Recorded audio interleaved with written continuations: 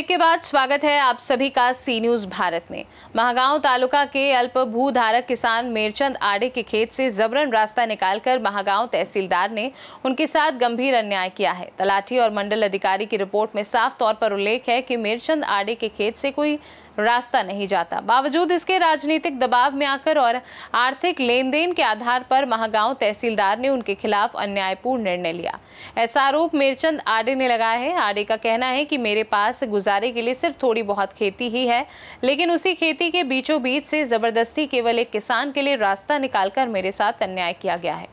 इस अन्याय और तहसीलदार द्वारा दिए गए अवैध आदेश के खिलाफ उप विभागीय अधिकारी उमरखेड़ के न्यायालय में अधिवक्ता बोडके पाटील के माध्यम से मामला दायर किया गया है।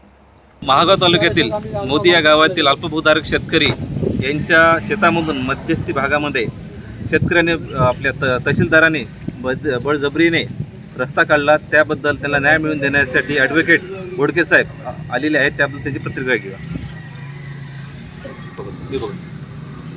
मी ॲडव्होकेट बोडके पाटील पुसद मोदी येथील शेतकरी मेरचंद राठोड यांच्या शेतातून मेरचंद आडे यांच्या शेतातून बेकायदेशीर रस्त्याचा आदेश महसूल दप्तरी कोणताही पांदन रस्ता त्यांच्या शेतातून नसताना तहसीलदार महागाव यांनी आदेश केला।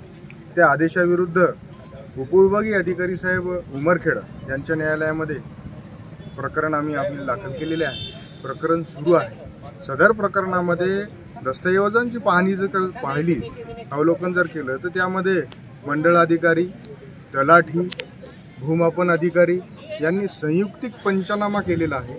त्या पंचनाम्यामध्ये मेरचंद आडे यांच्या शेताच्या बाजूने डांबरी रस्ता आहे असं नमूद आहे।